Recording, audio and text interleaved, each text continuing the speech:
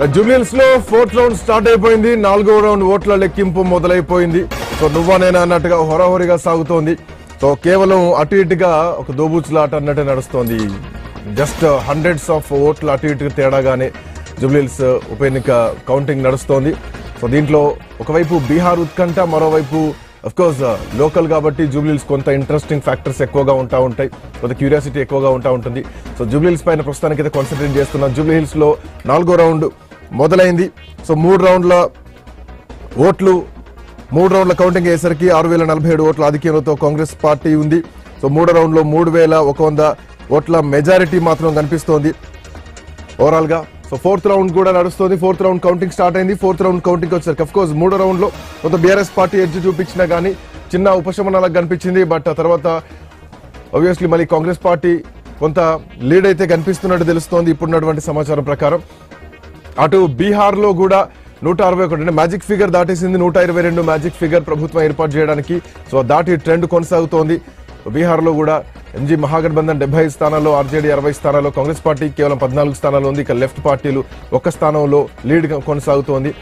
So 158 స్థానాల్లో NDA కూటమి ముందంజలో ఉంది. దాంట్లో 71 స్థానాల్లో భారతీయ జనతా పార్టీ ఉంది. జేడీయూ 75 స్థానాల్లో ఉంది.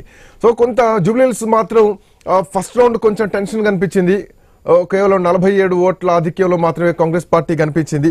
బట్ ఇది కొంతవరకు టెన్షన్ వాతావరణం ఉన్నా కానీ ఇంకా ఫైనల్ రౌండ్ వరకు కూడా చెప్పలేము. ఎందుకంటే బీఆర్ఎస్ పార్టీ మొదటి నుంచి కూడా సైలెంట్ ఓటింగ్ మీదనే చాలా హోప్స్ పెట్టుకొని ఉంది.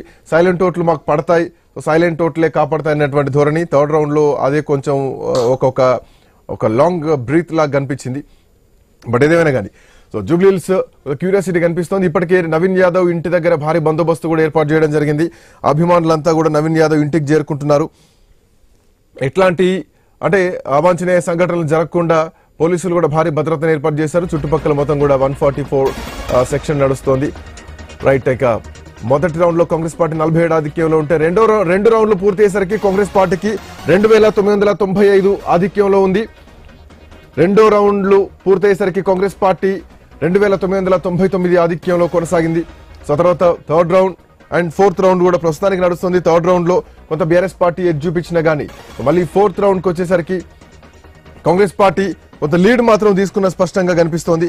భారతీయ జనతా పార్టీ కనీసం ఇంకా అకౌంట్ ఓపెన్ చేయలేదు. కేవలం అంటే అఫ్ కోర్స్ అన్ని ఎక్స్పెక్ట్ చేసినట్టు డిపాజిట్లు దక్కుతాయా లేదా అన్నటువంటి